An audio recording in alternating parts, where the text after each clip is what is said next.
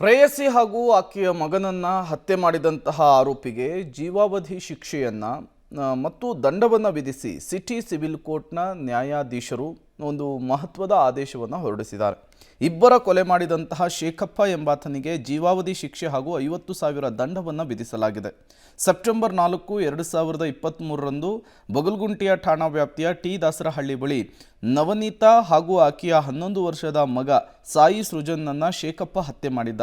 ಗಂಡನಿಂದ ಬೇರ್ಪಟ್ಟು ಇಬ್ಬರ ಮಕ್ಕಳ ಜೊತೆಗೆ ವಾಸವಿದ್ದ ನವನೀತಳಿಗೆ ಎಲೆಕ್ಟ್ರಿಕ್ ಕೆಲಸವನ್ನು ಮಾಡ್ತಾ ಇದ್ದಂತಹ ಶೇಖಪ್ಪನ ಪರಿಚಯವಾಗಿತ್ತು.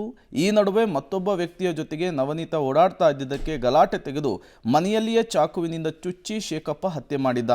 ಈ ಕೊಲೆ ನೋಡಿದಂತಹ ಮಗನನ್ನು ಕೂಡ ಉಸಿರುಗಟ್ಟಿಸಿ ಕೊಲೆ ಮಾಡಿದ. ಇದೇ ಪ್ರಕರಣಕ್ಕೆ ಸಂಬಂಧಪಟ್ಟಂತೆ ನ್ಯಾಯಮೂರ್ತಿ ಸಂತೋಷ್ ಅವರಿದ್ದಂತಹ ಪೀಠದಿಂದ ಒಂದು ಮಹತ್ವದ ಆದೇಶ ಹೊರಬಿದ್ದಿದೆ. ಜೀವಾವಧಿ ಶಿಕ್ಷೆಯ ಜೊತೆಗೆ 50,000 ರೂಪಾಯಿ ದಂಡವನ್ನು ವಿಧಿಸಿ ಕೋರ್ಟ್ ಆದೇಶವನ್ನು ಹೊರಡಿಸಿದೆ.